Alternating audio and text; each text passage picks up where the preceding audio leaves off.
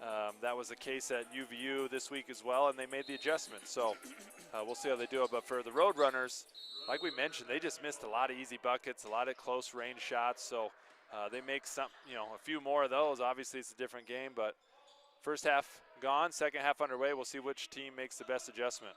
All right, the Griffins, no starters back from last year, 7 transfers, 1 more newcomer on the roster from the high school ranks, trying to bounce back from a 16-12 campaign a year ago when they went 11-11 in the RMAC. MSU Denver just 12-16 last year, 8-14 in conference play as they finished 12th. So a couple teams looking to bounce back in 2020-21. And the tight games we get going in this second half. Griffins on top, 28-27. Roadrunners in blue, Griffins in white. And down low, Oki, the sophomore from Aurora, Colorado. Personal foul. And that'll be out of bounds to the Roadrunners.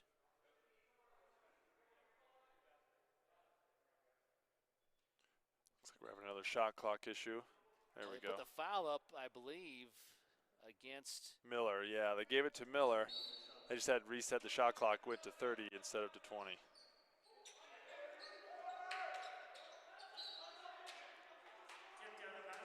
Out of bounds.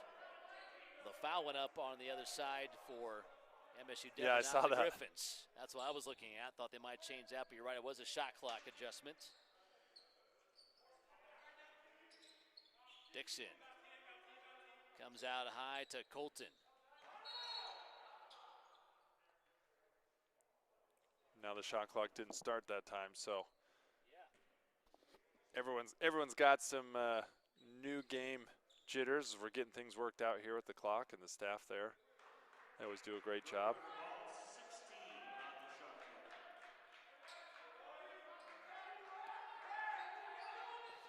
So yeah, 16 on the shot clock for the Roadrunners.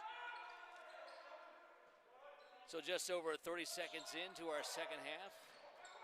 Tip ball tracked down backcourt by Dixon. Left corner three is down for Tayshawn Durham.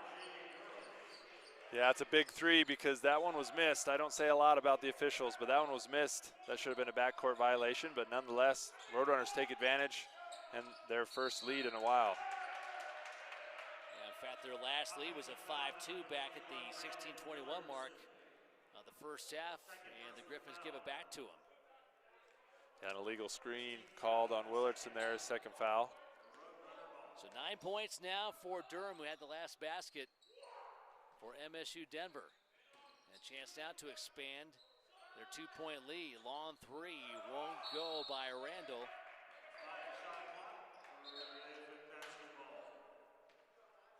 That one ricocheted high off the iron and hit the cage outside of the shot clock, so Griffins basketball. The Griffins have not scored in quite some time. In fact, their last field goal came at the 2:17 mark of the first half. Down low, that one blocked by Colton on the efforts by Andrews. Out of bounds to the Roadrunners. Turnover number 5 tonight for Westminster.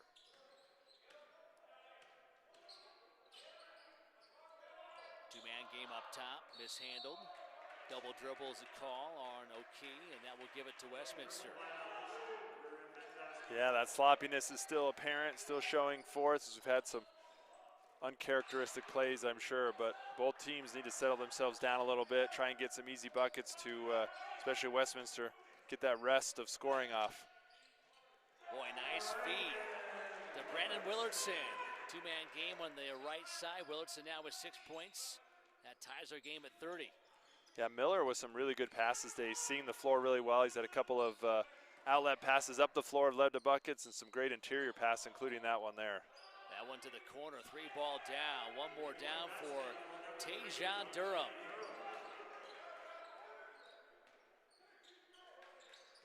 Durham now with 12 points.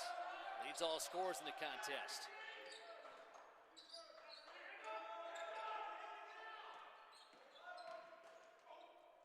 drive, left alley, floated up, score it. Remy Torbert, transfer from Northwest College, on the drive and finish for his first buckets. They need more of that from Remy. He's really the one, as we've talked to some of the players and coaching staff, he's been the most consistent scorer in practice, especially getting to the rim like that. And didn't see it the first couple games, maybe a little overwhelmed. He's definitely oversized at a couple of UVU and BYU, but that's hopefully a big confidence boost for Remy because he needs to get to the hole. The Griffins need to continue to drive to the basket, not just settle for threes. They have been able to get inside through the pass in some of their offensive sets, but they need to be able to get it off the bounce.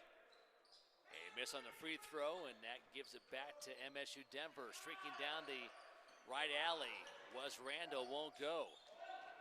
Miller now front court.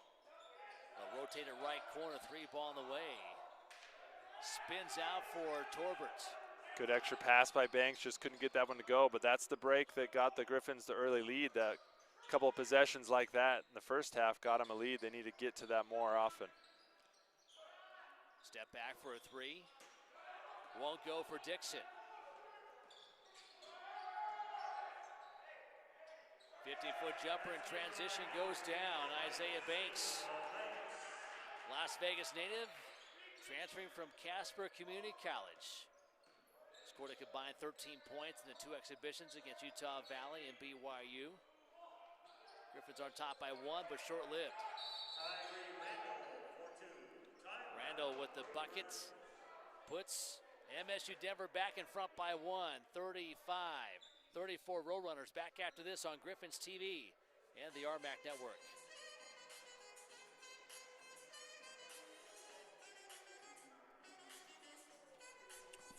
My wife said your mic.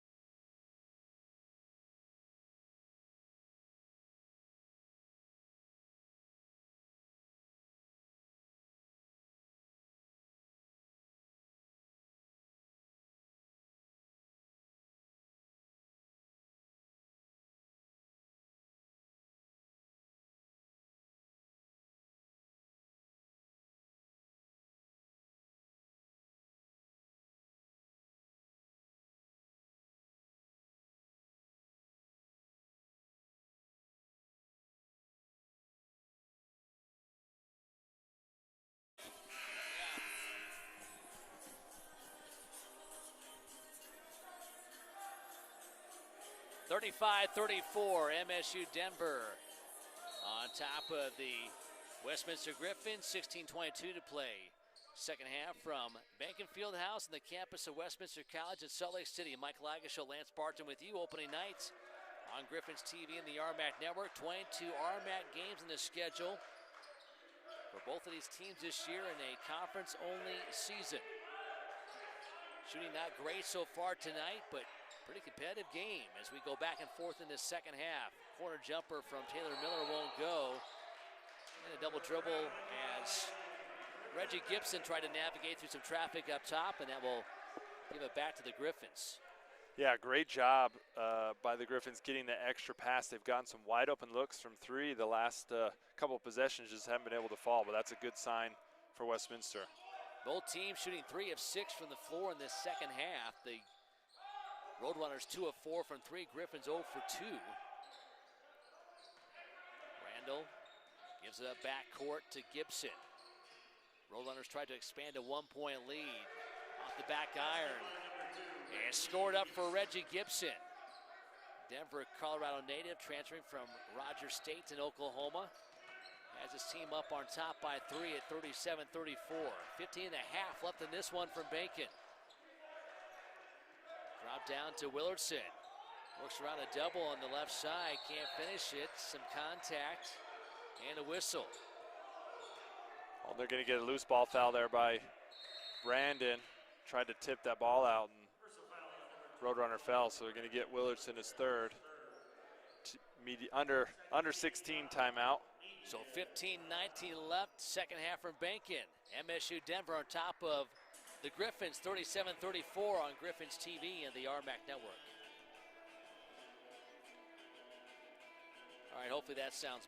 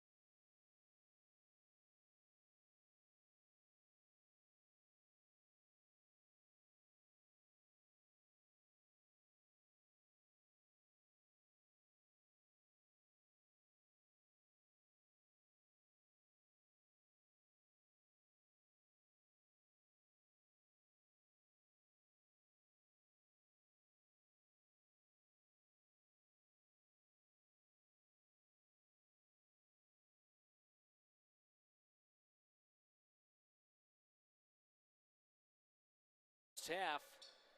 Now trail by 3, 37-34. MSU Denver had an early lead in this one, then trail most of that first half. The Griffins, again, lead by as many as 9 points just past the midway juncture of that first half. MSU Denver a strong close to the first half as they scored the final 5 points. The Griffins over 2 minutes without a bucket to end the first 20 minutes of play. And it's been back and forth in this second half. Now the team shooting well tonight, the Griffins at just 36%, although they've been better in this second half at 3 of 8. MSU Denver 29% overall tonight.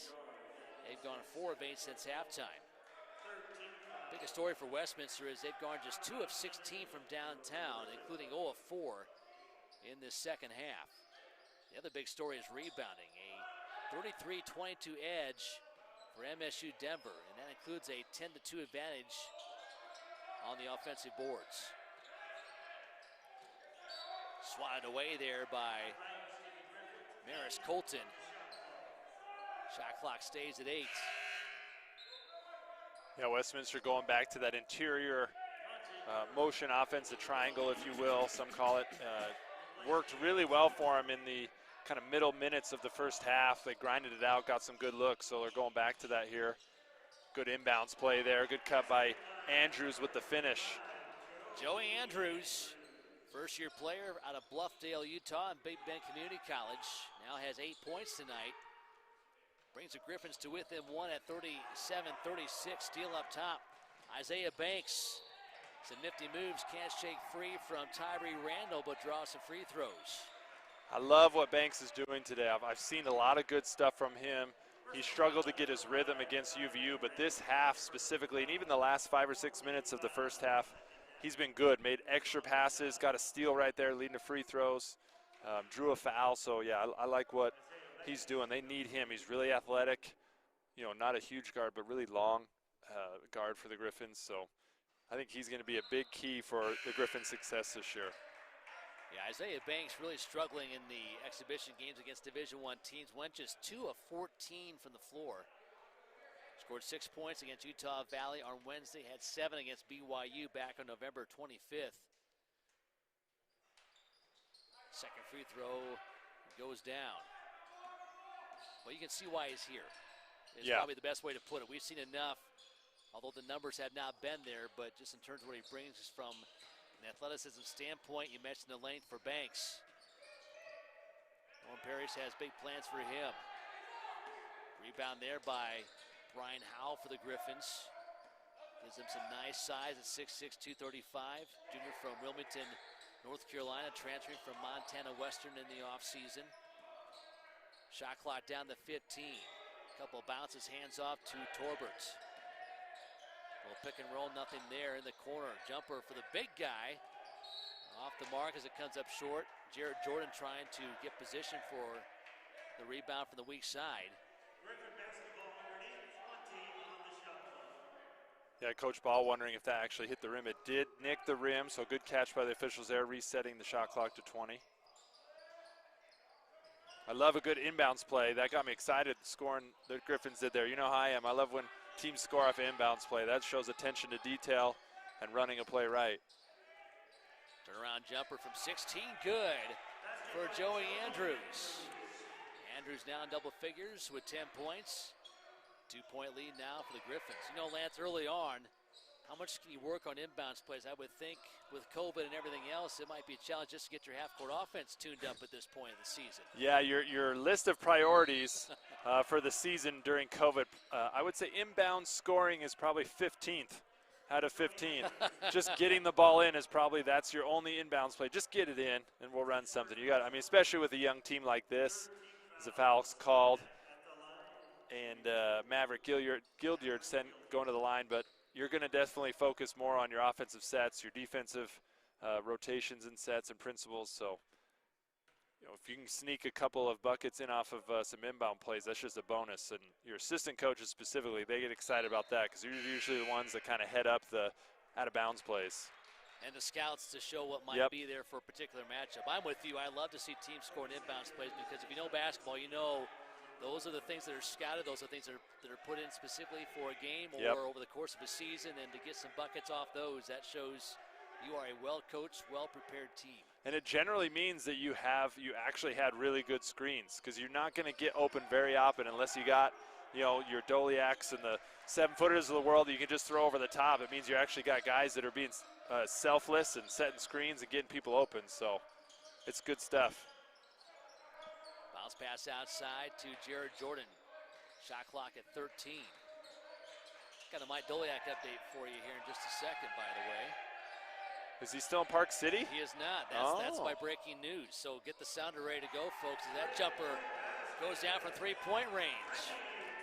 Remy Torbert has the Griffins in front, 42-39. It's a big three again for Remy. Good job. A shot challenged at the rim by Brian Howell. Goes down anyway. Yeah, Kobe Sanders with a good floater there over the big guy. So 42-41. A little bit better flow the last 2.5 minutes here of this game. I definitely think out of that 16 timeouts, been much better basketball. That jumper long by Joey Andrews.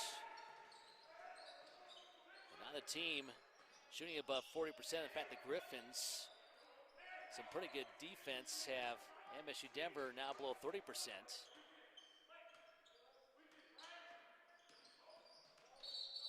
Contact and a foul. Thought they might let that one go initially as Torbert hit the deck. Offensive foul is the call against MSU Denver.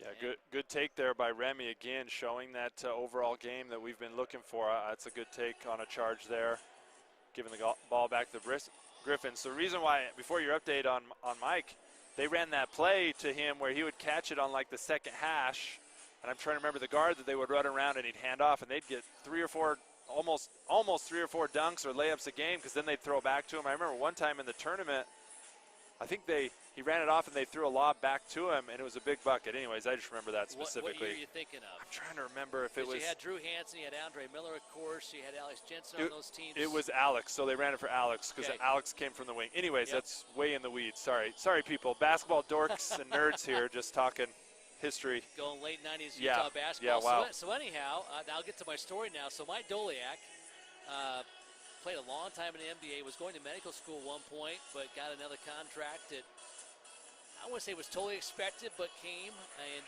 decided to keep playing, made his money, and said, okay, at this point, medical school is too long of a road to hoe at this point. So settled into Park City, married a former gymnast, Shannon Bowles, raising kids. His son ended up playing baseball against my son this summer. So I see Doliak, and of course, at 7 feet tall, you can't miss Mike Doliak. Yeah, and you guys knew each other, obviously. You have a history. Yeah, so I saw him from across the parking lot, went over and said hello, and just said, hey, how are things going? He said, we're moving to Montana. Oh, wow. I'm buying a farm, and I'm going to be a farmer in Montana. Wow, good for him. Because he was helping at Park City High School a little bit, right, with the basketball team there. And He was running a couple of camps in the summers and stuff. That's awesome. Good for him. Yep, he seemed pretty excited. So I saw him back September. That one, again, we have another cage, the old shot clock cage violation, so that'll be out of bounds. Ball back to the Roadrunners there. Goes to MSU. Denver's a trail by 1. So, yeah, I see Mike and just said, hey, how are things up in Park City? He goes, we won't be there much longer. We're moving. So at this point, they might already be up there. So that was mid-September when I saw him, but just kind of surprised to hear that. Doliak coming from Oregon and his wife Shannon from the East Coast.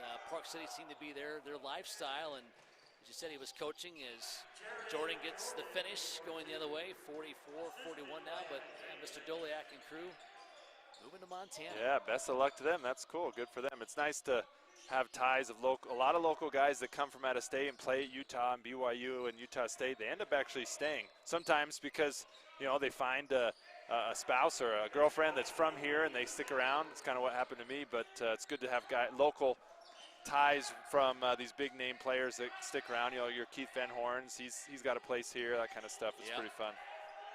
A bucket there by Kobe Sanders, 44-43.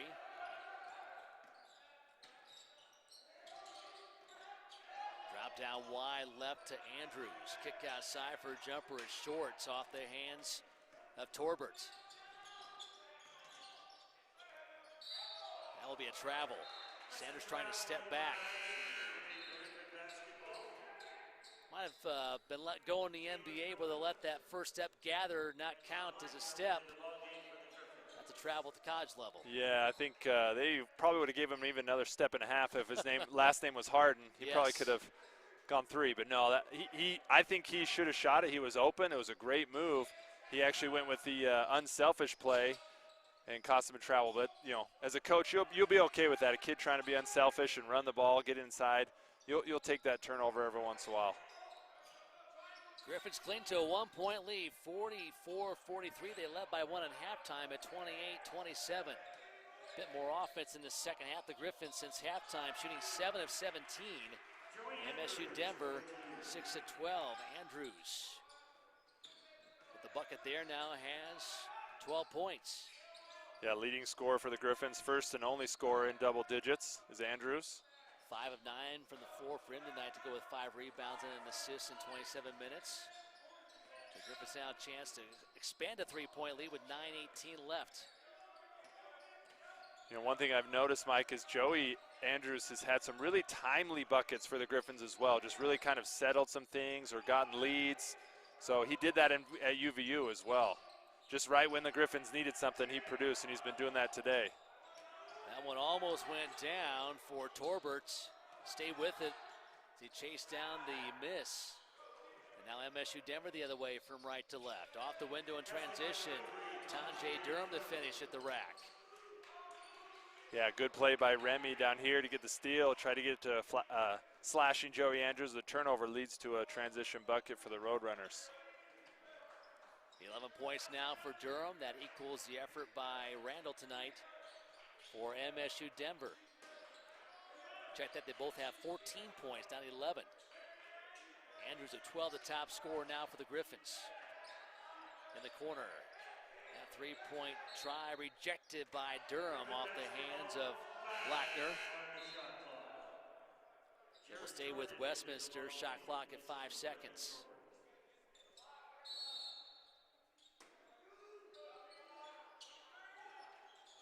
Inbounds play, Jordan open momentarily. Good recovery by Dixon. Shot clock at 1. Shot clock violation. No, Blackner open in the corner. Had to decide to let it fly or take an extra bounce or two and took a bit too long. And a timeout on the floor. Not sure if we have blood or some perspiration. They want to attend to. There is some blood on the floor here near side, and I can see why now. As running over is Tanjay Durham. Oh yeah, he ran under. So we're up on the running track here at Bankett Fieldhouse, and I don't think either one of us saw Durham run over underneath. He looks like he maybe took a shot to the face, and there's some blood on the side of the court over there, but not. I don't see any on the floor, so the trainer taking a look at him. Normally there's stands there, so you don't have to look for someone that far deep tonight. Stands have been pulled back. The benches have been separated. Lance Barton coining the phrase, the orchestra pit. Yep. Back in our first half, I like that. Good action at the rim here. We'll call the jump ball, and the arrow goes in favor of Westminster. First a timeout, 7:57 to play. Second half from Benkin. Tight battle here. The Griffins are on top of MSU Denver, 46-45 on Griffins TV and the RMAC network.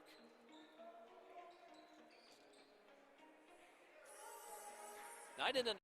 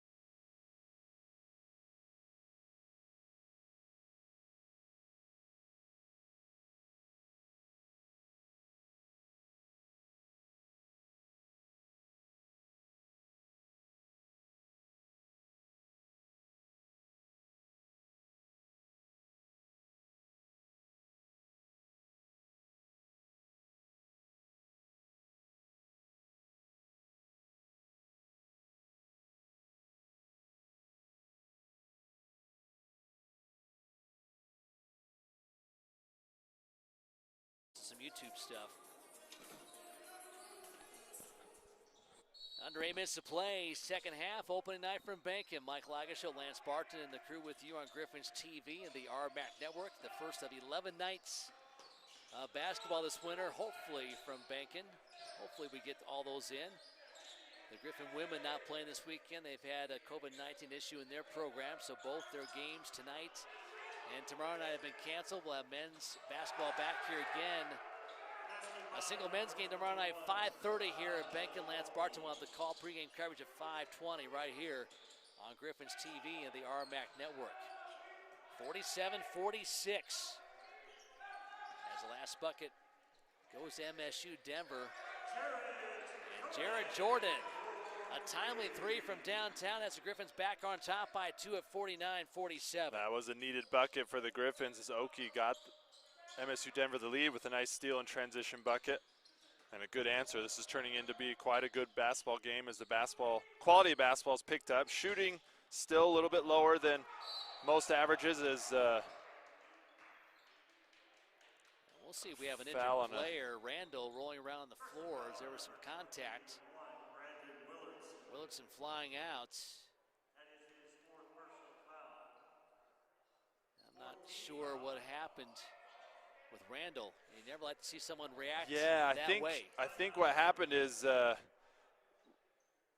Brandon clipped him a little bit or something on the way down, and then their feet got caught, and I think Brandon maybe accidentally obviously caught him up in the neck or head area with his feet or knee as they both stumbled to the ground. So nothing intentional there by any means, but just a weird fall by both. Regardless, he'll gather himself and gets it to the free throw line. Hops up, he's fine. It's different in the sidelines now as well. You normally would drive or dive to the benches. There's people there to block your progress. Now the chairs have been moved back a good 6 feet, and really there's nothing to stop you until you get good 2-3 steps off the floor. Yeah, now with the chairs spread out, now you're having to decide if your flying is going to go into a chair or into a gap and all that kind of stuff. Yeah, it's definitely unique. And obviously, too, if you're hearing us and listening to us, you can hear the players more clear. You can hear the referees more clear just because you don't have the fans and the ambient noise. So looks like the sub is coming in to shoot, or they're going to have Oki shoot. So in this situation, when a player comes off during an injury, you have to pick one of the 4 remaining to shoot the free throws for him. So because it's a head issue, I think they got to take him off to make sure any of the concussion stuff is out of there. That's generally the rule and protocol. So Oki is going to shoot. So Willardson with 4 now as he checks out. That's the first one with 4 fouls either side tonight. Not many fouls called in this game. Got 24 combined. Officials doing a good job of letting him play here on this opening night. That's one of the things of the coaching staff is that free throw goes. 2-point margin lead for the Griffins, but Brandon Willardson starting at the 5 needs to stay out of foul trouble. He had some issues with that when he got quite a bit of playing time in that run during the RMAX conference season last year, but ran into some foul trouble, and you know they're definitely worried about that still. As Oki with another steal. Gets tripped up. That's unfortunate for him. He gets called for a travel instead of getting a breakaway. There was nobody within 5 feet of him and just got tripped up. Yeah, tripped up over his own feet. So instead of being up by 1, they're down by 1 at 49-48. Top scores in our game. Andrews with 12 points. Leads the Griffins. He's their only player in double figures. 8 points for Blackner, 6 for Willardson tonight, who is now on the bench with 4 personal fouls. 14 points apiece for Durham and Randall to lead the way for MSU Denver. Oki with 8 points and a game-high 10 rebounds. Shooting much better in the second half. MSU Denver at 50% since halftime at 8 for 16. The Griffins 43%, 9 for 21 since the break. Both teams shot below 36% in the first half. Short on the drive in by Andrews. Rebound goes to MSU Denver. The Roadrunners outboarding Westminster 38-27 tonight. Contact on the rebound efforts as Andrews goes down, as does Durham for MSU Denver. Yeah, that's one of those unfortunate situations where one player goes down, another player is up in the air and lands on him. Not like there was an intention there for Durham to gut a foul, but that is the rule. So some bodies hitting the floor here, some contact. This is definitely, you know, hasn't been an overtly physical game, but it's definitely much more competitive and intense this last 8 minutes or so. And that's number 4 on Durham with 5:41 to go. Exploding to the rack and finishing. Taylor Miller had ideas of throwing it down, was challenged at the rim and still able to finish. Yeah, it was a good deceptive move there, change of speed as he hesitated and split the double team there. So good job by Miller. Trying to answer. Gildyard trying to throw it down with one hand, and he was challenged at the rim as well. You know, Lance, normally you open up with some non-conference games, and not that it don't matter, but you can kind of work your way into a season now. Night number 1 is conference play, and there's only 22 games on the schedule. Yeah, it's really put the pressure on the coaches to be able to put in offenses that aren't so complex that it's taken a while. Obviously, some offenses are a little bit more open. Coach Parrish runs a little bit more in this corner open system that he runs is very structured. And so the last thing you want to do is make it too difficult, but you don't want to be too simple. I know it's tough for coaches right now to be able to game plan and prep, and every game means that much more as you're working the kinks out in the conference. That's never easy. First one good, second one won't go for Gildyard, who has had a nice night for MSU Denver. 7 points for him, 6 rebounds. Hesitation and a dribble in by Banks. Shot clock at 10 as he goes back outside, now right corner. Torberts drives in to the right side of the baseline, has it knocked away out of bounds.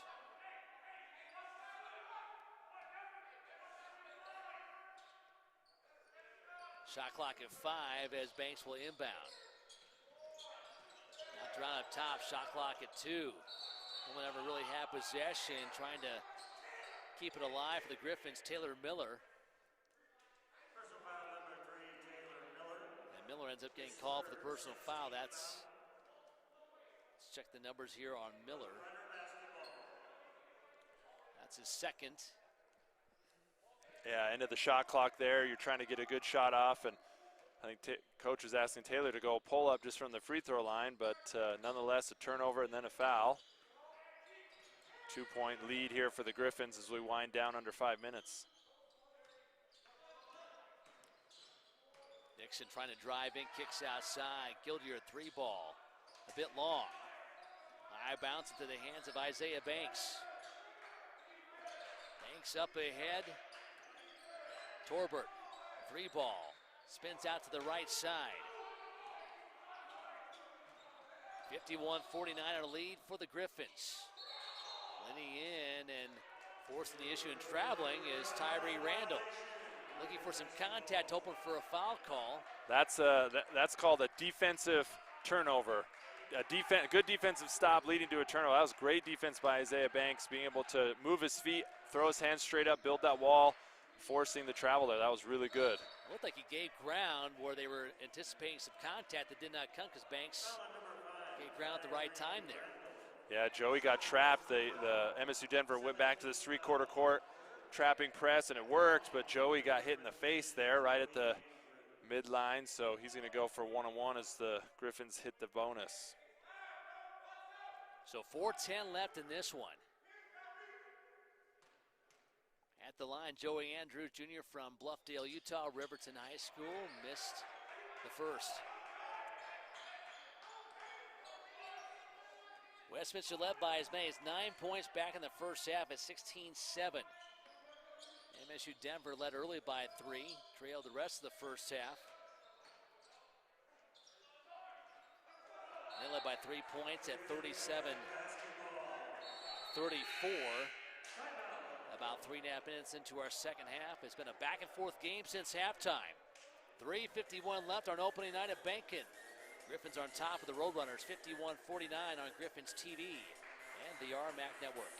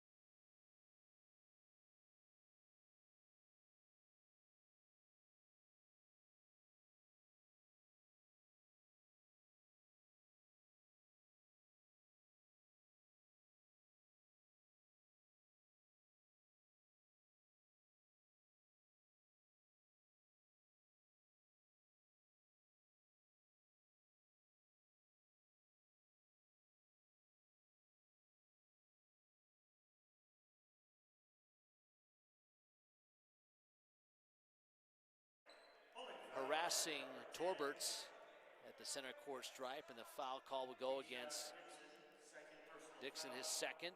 Team's 8th will go the other way for free throws. But again, a couple teams looking to bounce back in 2020-21. RMAC only season with 22 games on the schedule for both teams, and happy to get things underway tonight. First free throw goes down for Torberts. Substitution coming for MSU Denver. Durham comes in to replace Soki. And one more free throw here for Torbert. Free throw is going to be vital down the stretch here as the next foul on the Griffins will put the Roadrunners in the bonus. So we're going to see some free throws here the last 3 minutes of 40 seconds. MSU Denver at the line tonight, 11-14. The Griffins 8 for 12. 3:35 left. Dixon circles around up top and a whistle. Got Miller there with the hand check. Left that hand on and then brought the other one on. So although his looked good, that's by rule. That's what they're looking for up there, is that hand staying on the hip the entire drive. Lance's Griffins team, we talked about their lack of depth really hurting them down the stretch last year. Tonight for the Griffins,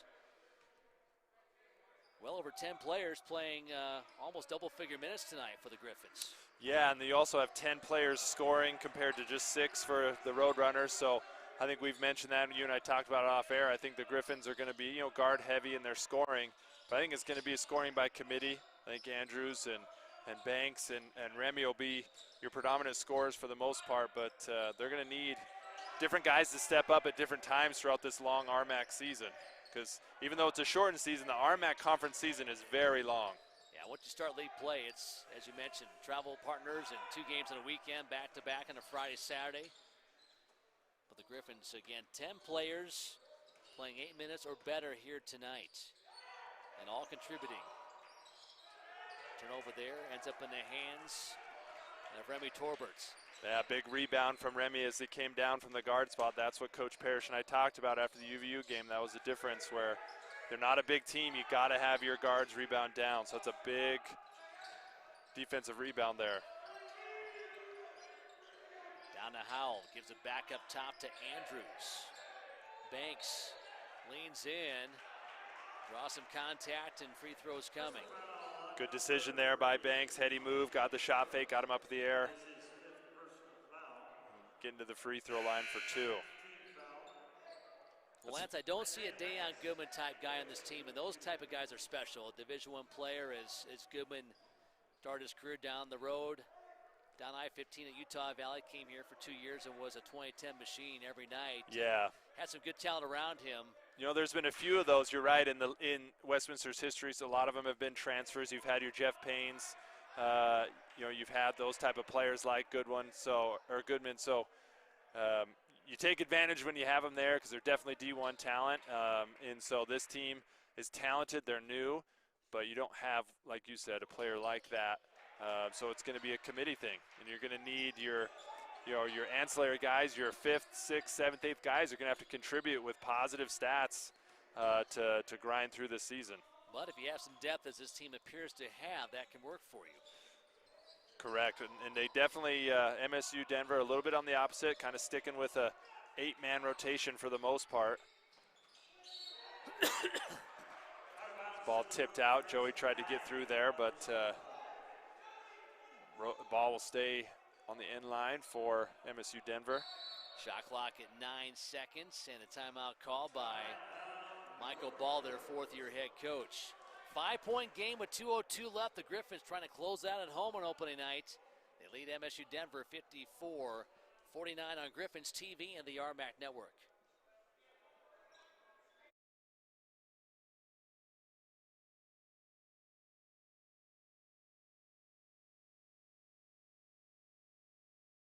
I'm just trying to think of the men's players.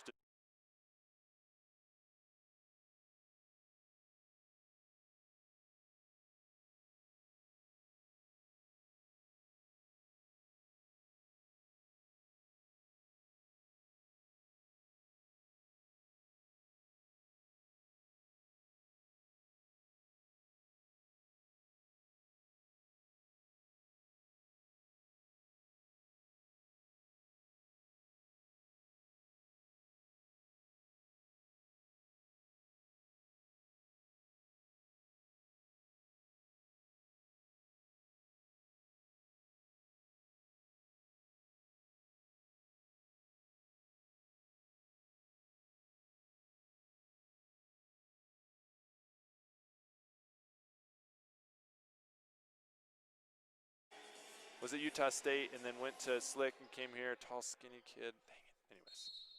Another night.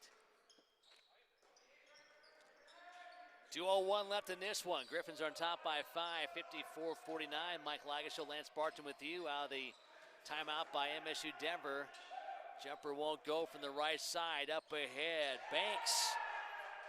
Strong drive and finish. Makes it 56-49. Yeah, that started on the defensive end. Good help there by Howell on the shot. Good rebound and transition bucket. That was huge for the Griffins. Ball deflected out. Again, Griffins playing a little bit stingier defense right here, and they've got to make sure that if the shot goes up and it's missed, they only allow one shot. They got to rebound on the defensive end. Lance, MSU Denver has not scored since the 7:46 mark from the field at least. They got a free throw in there, but their last field goal coming quite some time ago. Yeah, they've definitely gone cold. Sorry, Mike. Yeah, they've gone cold from 3 and from 2. Griffins scoring the last 5 points to open up a 7-point lead with 1:20 left. One more big bucket here could really put them in control. And now whistle up top. Top scorers in our game, Durham and Randall with 14 apiece for the Roadrunners. Oki with 8, 7 for Gilliard tonight. Oki with 11 rebounds, Gilliard with 7, so they've done it scoring and rebounding tonight for MSU Denver. Just one player in double figures for Westminster, Andrews, in his home debut with 12 points, 5 rebounds, 3 steals, 8 points for Banks tonight, 7 for Torbert, 8 as well for Blackner. Blackner, a really good first half for Westminster, a little bit more quiet in the second half of play.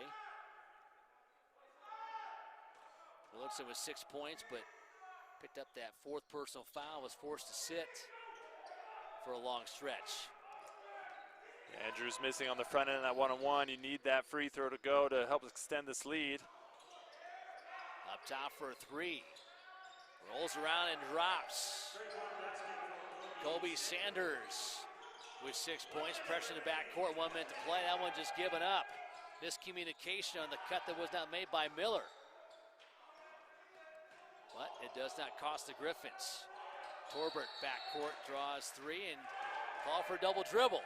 Oh, that's 2 turnovers in a row by Remy there. A little casual with the ball. That's a good call by the official. He did transfer that to his other hand slightly and then dribbled again. That's a bummer. I had a good angle even all the way from up here, but more importantly, 2 turnovers right there from one of your guards. Got to be able to tighten that up so you don't give the ball and chances back to MSU Denver. Going back to a clock issue here, going to check and reset the clock. That previous turnover looked like he was anticipating Miller to cut to an open spot for an open lane to pass, and that cut was not made by Miller. And yeah, Miller went straight down instead of cutting over. I think that's a designed option that they have in their press break. So misread there by those 2. You know, I like pushing there, but you probably want to just settle, let everyone get to their spots, and then be very deliberate with your moves and passes, especially breaking a press under a minute. 4-point lead for the Griffins. Sanders gives it up to Colton. He'll drive down the lane, draws a crowd, and a whistle. Came down clean initially, and then some secondary contact after the whistle as Colton drives in. Foul called against Brian Howell, his first. That's the 8th on the Griffins in this half. And we'll go to the monitor. I believe Michael Ball was looking for excessive contact with the forearm, is what he was motioning. Yeah, we're going to see what happens after when they get down into the baseline and beyond, behind the backboard. The initial foul was there, and then they kind of both stumbled into each other, so we're going to see if there's any excessive or extra contact there from Howell. I didn't see it, but again, I wasn't specifically looking for that. I was looking to see where the guards were rebounding-wise, but this game is definitely far from over, Mike. 4 points. It kind of felt like it maybe was close, and then 2 bad turnovers back-to-back, breaking the press, has given Roadrunners more life. 39 seconds, just under 40 seconds left in this RMAC contest. So 56-52 our score. Griffins are on top by 4. Now the team shot well in the opening half. The Griffins shot just 35% overall, 2 of 12 from 3 land. MSU Denver went 24% from the floor in that first half, 4 of 15 from 3, but then better second half, especially for Westminster, as they've climbed up to 44% since halftime, 39.6 for the game. They've gone 4-24 from 3-point range. So 24 of their 53 field goal tries from beyond the arc for the Griffins. And for MSU Denver, they have shot 36% second half, so not great, but better than it was in the first half of play when they shot just 24%, but rebounds have been a key all night for MSU Denver. They now have the edge 43-35, offensive rebounds, a 13-6 edge. That number was even wider, Lance, at halftime, and really that was the big thing for MSU Denver in the first half. Now the team shot well, but their job on the boards really kept them in this game as they trailed, but just by 1 at halftime. Yeah, and Oki was a big part of that. He did have to come out for a few minutes in that half, and so the rebounding went down. As far as offensively, he did a great job in the first half. You know, one thing we pointed out, Mike, was the free throws coming down the stretch. The Griffins now only 4 of 10 from the free throw line in the second half, so leaving some points out there is never good when you're trying to close out a game. The other thing too is, as you gave the update, I believe under the 8-minute or under the 4-minute, I think it was the 8-minute mark, the Roadrunners' second half shooting percentage was up near 45%. Yeah. So as you mentioned before, that drought that they had, only going 1 for the last 8 or 9 from the field, really hurt them. But they're still in it. They're still competing. They're flying around. They cause those turnovers. And now the officials are still trying to see if there's any excessive contact, anything extra afterwards. You know, we see more and more of this now. You see more requests from it. Obviously, it always starts with the professional league and trickles its way down to Division I and now Division II countrywide.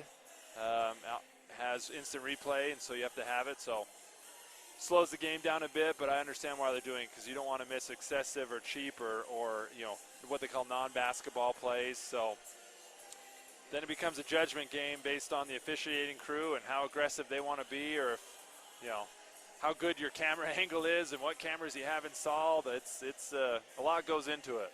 I was going to say, I love the idea of replay. However, at our level, we don't have a lot of camera angles to offer. There aren't the end of the basket cameras that give you those tight shots, although I just got to look at what the officials had on the potential elbow or forearm there by Howell. They had a pretty good angle at that particular call. Sometimes there's not much to work with, but in that case, they actually had something to go to, and they're now discussing it out on the floor.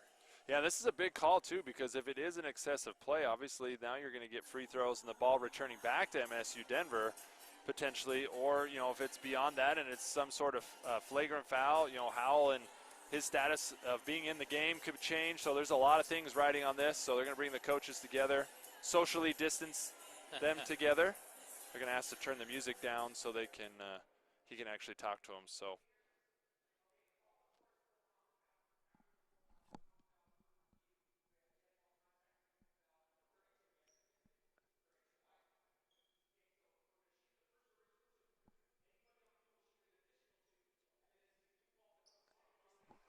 Yeah, so they're going to say excessive contact after the dead ball or during the dead ball. So it will be free throws and the ball out of bounds from there. So it's different from a technical foul where it'll go at half court. It'll actually be down on the baseline to where it happens. So.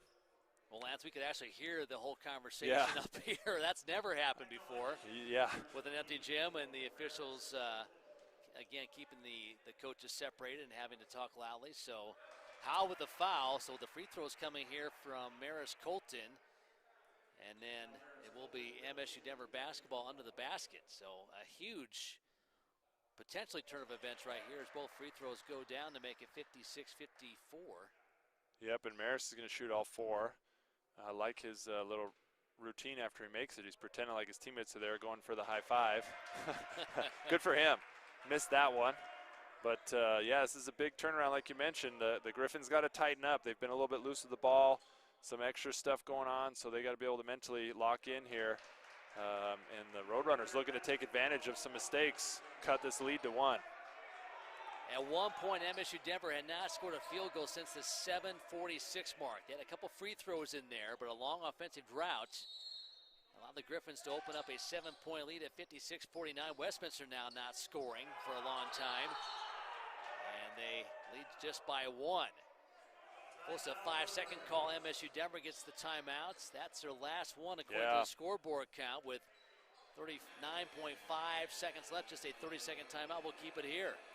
Great job there by the Griffins being able to go, and they switched the screen, which I don't think the Roadrunners anticipated on that inbounds, and so it caused Coach Ball to call his last timeout. That's a big change, too. These little things matter. 39 seconds is a long time, and not having any timeouts left could come into play here, but Coach Ball draws something up. Don't necessarily need a 3 here. Obviously, you're only down by 1, so you may try and get a high ball screen if you can get the ball in quick, something at the basket, try and draw a foul or get something easy. So could be a drive, draw, and kick. It'll be interesting. They've done a good job of that, getting open shots. Has MSU Denver with that drive and kick. So we'll see what happens here. So 56-55. Griffins on top by 1, 39.9 left. MSU Denver out of timeouts. Tracked down back court by Randall. Shot clock at 15 as they get things going in the front court. Hesitation by Sanders, step back to a three on the rim, won't go. Banks dives in for the rebound. A quick whistle as Gilliard comes on top of him, and we will go the other way. Yeah, Sanders there with a three. It was a fairly open three. The Griffins went, Howell went underneath the screen and didn't necessarily dared him to shoot, but gave him the shot. I think Coach Ball, they did what I thought they'd do, go to that high screen on the ball, but I thought they wanted, I'm pretty sure he wanted him to drive to the basket, but nonetheless, shoots an open three. Banks with the rebound. Did not get the roll. Let's paint the canvas for you. 19 fouls on the Griffins, so one more puts MSU Denver in the double bonus. 10 fouls against the Roadrunners, so the Griffins already there. If we have a jump ball, it goes to MSU Denver. The Roadrunners, no timeouts left. The Griffins with 3 with 26.1 seconds left, and a pair of misses for Isaiah Banks. MSU Denver down by 1, comes front court. Colton. A kick outside, Dixon floats it to Gilliard. 3 ball won't go. Good position initially. Diving out of bounds was Miller. They'll say out of bounds. It'll be to the Roadrunners. MSU Denver's ball, yeah. Griffins couldn't get that offensive rebound. Miller tracked it down in the corner but wasn't able to save it. He tried to throw it off the MSU player that was there with him. So 7 seconds. Roadrunners have a chance here. No timeouts though. They come into Dixon around the screen up high. Left alley drive at the rim. Off the rim, tipped outside. Miller the rebound with under a second left, and that should do it. For MSU Denver, pretty good look. Oh, that's the look you wanted. I think that's what they wanted the very first time, to get to the bucket. Just rolled out. That's a great look. Good hesitation drive. Just didn't fall, and that's kind of the theme for MSU. They got good looks all day, and it didn't fall. So 0.6 here. Still time to catch and shoot, but. Taylor Miller at the line. First one won't go. The Griffins just can't buy a free throw as of late. Now 4 for 13 from the line in this second half. Coach is going to call a timeout. Coach Paris calls a timeout to see what they want to do, if they want to miss on purpose here or what they want to do, because that's, you know, with 0.6 you can only catch and shoot. No dribbles there, so we'll see what they draw. But regardless, the Griffins didn't close out, and the Roadrunners kept with it. That's, you know, they didn't give up. Even though with their shooting woes, they still had a chance in this. Got a really, really good open look. I will say one thing that I really like, and I was going to point out, on that first inbounds play that we had after the Griffins played good defense and forced a timeout, there was 20 seconds left on the shot clock, and the Griffins forced the Roadrunners to throw the ball almost the length of the floor opposite. That took an additional 5 to 6 seconds to even get the ball back into an offensive set. Those little things add up, so that's a good job by the Griffins defensively. As he intentionally misses. And they say that Miller went so they just call the violation. Yeah, Miller went to miss on purpose and crossed over the line before the ball hit the rim. So again, another mistake and turnover here. They're going to throw it the length of the floor, try and get a catch and shoot. With 0.6 of a second, the sideline, a spin, a shot, won't go for Sanders. And the Griffins hang on opening night. Wow, that was quite the sequence the last 47 seconds or so, or even 65 or 70 seconds with the extra foul there. Griffins giving up a lead, 7-point lead. Roadrunners missing some shots, so a little bit ugly. We had some good basketball in the second half, and then it ended a little bit sloppy and ugly. The Griffins making some mistakes. Obviously, you're happy that you won. You're happy, but still a little bit of sourness in the taste there for both teams, because they both had a chance to win. Westminster, had a chance to lock up the win a lot sooner, and the Roadrunners, not happy with missing some open shots. So regardless, it's one of the books for Westminster in their home opener in this year. So neither team shoots above 40% for the night. The Griffins do go 44% second half, but after a rough first half, they finished the game at 39.6 overall from the field. Just 4 for 24 from three-point range, 10 of 21 from the free throw line. MSU Denver shoots just 27% tonight. A little bit better second half at 32%, 9 for 28, but again, just 27.9% for the game. At 17 for 61, they do knock down 7 of 29 threes, and they went 3 of 14 from beyond the arc in the second half. Free throws, 14 for 18 for MSU Denver. The Griffins at the line, 10 for 21 tonight, but just 4 of 14 in the second half. And a lot of misses late. Rebounding tonight, the Griffins close that gap in the second half, but MSU Denver still outboards Westminster 45-37. On the offensive boards, a 14-6 advantage for MSU Denver. Individual numbers, 2 players finishing double figures for the Roadrunners, 14 points apiece for Durham and for Randall. Also 5 rebounds for Durham, who knocked down 4 of 6 from three-point land. So Durham with 4 of the 7 made threes tonight for MSU Denver. Yeah, he had himself a nice game, but he also got dinged up there in that play and kind of had spotty minutes towards the end. But he was their bright spot, shot the ball fairly well, especially I think he went 1 for his first 4. So after that, you know, he shot the ball really well, especially from 3. And unfortunately, they have had him foul out towards the end, so their best player sitting on the bench. But regardless, you know, this MSU Denver team, great tradition, like you mentioned. The program's been a solid Division II program with Final Fours and national championships in the last 10, 15, 20 years.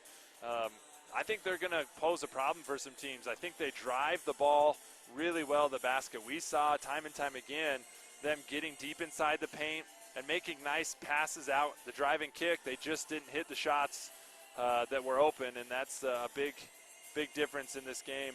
They also attack with Oki and others on the offensive glass. So if they keep doing that, that is a recipe for success. You're not going to shoot like that every game, you hope.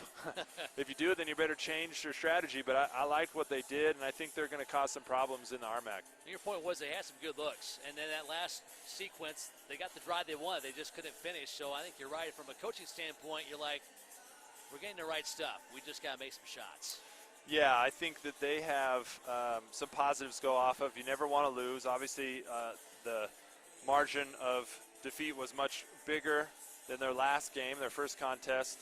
But, you know, I think this one, they'll go away with some positives. They'll go away with the fact that they had chances to win. If you're Westminster and Coach Parrish on the other side, you know, I'm not a coach, and I still have a little bit of a sour taste. You can have a sour taste in your mouth with the win. You definitely aren't happy with 3 turnovers in the last 65 seconds when you have a 7-point lead. That's hard to swallow. But, again, new team, new sets, new offense, new season. It's going to happen. You just got to adjust and correct it, and you'll watch some things and hopefully be able to tighten up on those little mistakes towards the end of a game. Some other numbers to pass on to you. Lalu Oki with a game-high 11 rebounds and 8 points for MSU Denver. Sanders and Gilliard with 7 points apiece. 7 boards as well for Gilliard. For the Griffins, just 1 player in double figures. Joey Andrews with 12 points, 5 rebounds, 3 steals tonight. Andrews going 5 of 10 from the floor. No one else in double figures, however. Banks with 8 points and a couple rebounds. Torbert with 7 points and a team-high 8 boards. Also 8 points for Blackner. Most of that coming in the first half as he knocked down 2 of 5 threes. But again, neither team shooting above 40% tonight. The MSU Denver team outboards the Griffins 45-37, but Westminster, who had the lead 56-49 after MSU Denver went almost 6.5 minutes without scoring. But the Roadrunners, a strong finish as the Griffins went quiet down the end. They got down to a 1-point game, and that's where it stayed. The Griffins hold on for the win, 56-55, Lance, on opening night. Yeah, we mentioned, or you mentioned early on, Mike, about everyone in the gym having their first game, and you kind of saw it between the players and COVID mixed in, and then you have the staff, and we apologize for our stream not working right at the get-go. I mean, it's there, but I think what you can find in this is that both of these teams have some cohesion. They had great minutes at times, some 2 to 4 minute stretches where they were playing pretty good basketball. When MSU Denver came back and took the lead in that second half, I thought that was their best stretch of basketball. They were sharing the ball, and really they were hitting those open shots that they were getting. So for them, it's going to be about just consistency, staying with what they're doing, and just knocking down shots when they're open. For the Griffins, they're still finding, I mean, you talked about it, how many players played 8 minutes or more. It's that Had 10 of them. That Yeah. hasn't happened for Norm, I don't think, in any season that he's been like that. And I think he realized this team's going to need that, and they're going to have to fine-tune their lineups. So you hate to see the mistakes at the end, but again, they're early season mistakes, and you can fix those and you can address them. I do like the fact that Remy played better, even though he had a couple of those turnovers at the end. I thought he played better in the second half, had some really big shots, some timely rebounds. And I think the Griffins need to point out, the coaching staff, that when they pushed the ball, they got some good looks. They actually had some good transition buckets. They went away from it a little bit, but I thought there were times where they took that and their guards created fouls, got some layups, those kind of things. Early in the half, you had Joey Andrews getting a couple easy buckets from outlet passes and transition from Miller. So hopefully they catch that, they see it, and they can emphasize that moving forward. Well, MSU Denver, after a sub-500 year last year, picked 6th in the RMAC this year. The Griffins picked to tie for 10th place, but the Griffins get the edge here tonight as they win 56-55. Colorado Christian comes in tomorrow night. Lance will fly solo for that one, and that will do it for our pre-holiday schedule. Then back with you on January 4th and 5th for New Mexico Highlands and UC Colorado Springs. But Lance, you're back here tomorrow night, and more basketball, 5:30 tip here on Griffins TV and the RMAC Network. Yeah, we'll try not to screw it up too much without you here. It's like the first time you stay at home by yourself when parents leave. I'm a little bit nervous. Feels like I haven't done this in a while because I haven't. But no, it's great to be back. It's great. I mean, you're celebrating because you won your first game. You're celebrating that you even had the game to start. But that's the RMAC, right? You got to turn around. I got a game tomorrow in less than 24 hours, and you got a team that can come in and beat you. That's one thing about this RMAC conference is any team can beat you. There's upsets almost every weekend you see in this conference, so you can't say, hey, well, we got this team coming in. Oh, it doesn't matter. I mean, you got a team that wants to beat you and is capable of it. So it'll be another interesting matchup tomorrow with Colorado Christian and see if Westminster can make some adjustments. But I think if you're an MSU Denver fan, I think you got some things that you're happy about with today, and I think you can look forward to a pretty solid season. It'll be interesting to see how they match up and how they handle this season before the holidays, and then where we sit. That'll be interesting to see where the conference lines up. Yeah, the Griffins, after that matchup tomorrow night, have 3 more conference games. They go to Chadron State and Black Hills State December 10th and 12th, and then they'll go to CSU Pueblo the 18th of December for their final pre-holiday game. So still a lot of basketball on the schedule for the Griffins, but tonight they get the win. On opening night, they take down MSU Denver 56-55. Again, our top scorers in the game, Durham and Randall 14 points apiece for the Roadrunners, and Andrews with 12 leads away for the Westminster Griffins. Thank you to Eric Stevenson and the crew here on Griffins TV and the RMAC Network, and to Lance Barton as well. Lance, back with you tomorrow night. 5:20 pregame, 5:30 tip. The Griffins and Colorado Christian right here on Griffins TV and the RMAC Network. Final comments from Lance Barton. Well, we'll see what happens. I mean, you're going to take this in stride. You're going to move a few pieces around as they watch film on this short turnaround. Obviously, you prep for both teams coming into your house, but one game at a time. So you high five for the win. You talk about what you can do better. You'll rest up, and you come back tomorrow. I think for the Griffins, they definitely need to focus making sure that they're rebounding. They can't give up as many offensive rebounds like they did. They did a better job in the second half than the first, but that's an emphasis. And then obviously controlling and taking care of the ball down the stretch will be another key. But happy for the first win if you're a Griffins fan, and now they're looking for win number 2.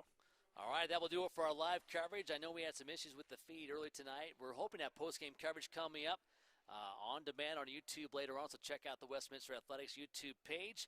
That will do it for our game coverage. Again, our final score, Westminster 56, MSU Denver 55. For Lance Barton and the crew, I'm Mike Lagersfield on opening night from Bank & Fieldhouse.